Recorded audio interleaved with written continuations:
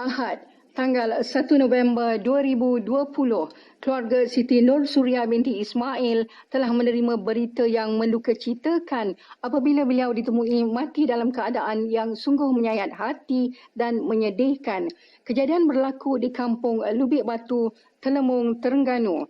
Siti Nur Suria baru sahaja berusia 19 tahun dan seorang remaja perempuan yang bercita-cita mahu menjadi pelukis pelan. Arwah merupakan anak kelima dari 7 adik-beradik. Suria bagaimanapun terpaksa melupakan sementara hasratnya itu demi menjaga ibunya yang terlantar sakit kerana menghidap kanser otak tahap 3. Suria sepatutnya menyambung pelajarannya pada awal Januari 2020 namun menangguhkan cita-citanya demi menjaga ibunya yang sakit itu. Ketika ditemui, Suria dalam keadaan tertiarap, di mukanya penuh darah dan pergelangan tangannya terputus. Kesan tikaman senjata tajam ditemui di beberapa bahagian badan Suria. Ketika kejadian, Ibu Suria yang sakit terlantar berada di bahagian bilik dan tidak dapat dipastikan sama ada beliau menyedari atau tidak kejadian itu kerana Ibu Suria, Zaini Musa, berusia 55 tahun, tidak mampu bercakap berikutan keadaan yang menderita penyakit kanser otak tahap 3.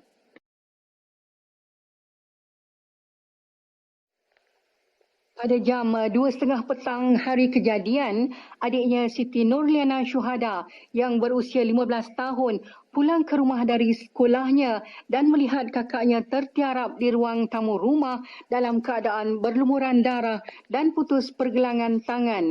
Nurliana dalam keadaan ketakutan, trauma dan sedih keluar dari rumah dan terus menghubungi bapa dan abangnya untuk melaporkan tragedi itu.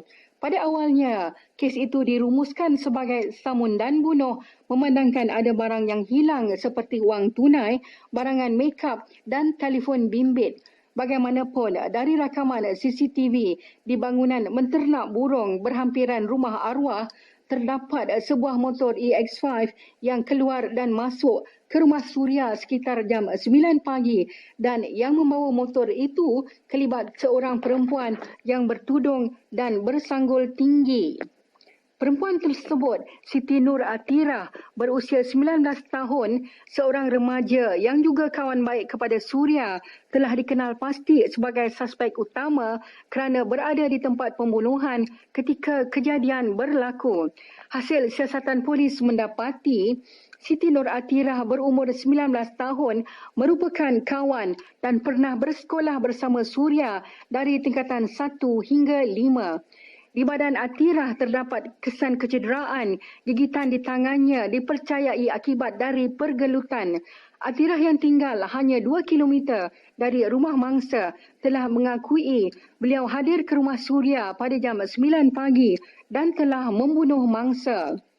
Ketika berbual, berlaku perselisihan faham sehingga membawa kepada pergelutan. Ketika bergelut di ruangan tamu, suspek telah mencapai sebilah pisau pemotong sayur yang kebetulan berada di situ lalu menggelar tangan mangsa beberapa kali sehingga terputus. Terdapat kesan luka akibat tetakan pada wajah, leher dan dada mangsa. Ketika bersimbang, berlakunya kata-kata yang menimbulkan kemarahan suspek. Dipercayai suspek berang kerana disindir. Barang-barang mangsa yang hilang dari rumah seperti wang tunai, telefon bimbit dan barangan makeup ditemui di rumah Atirah. Kes diklasifikasikan sebagai kes bunuh dan suspek akan didakwa di bawah Seksyen 302 Kanun Keseksaan.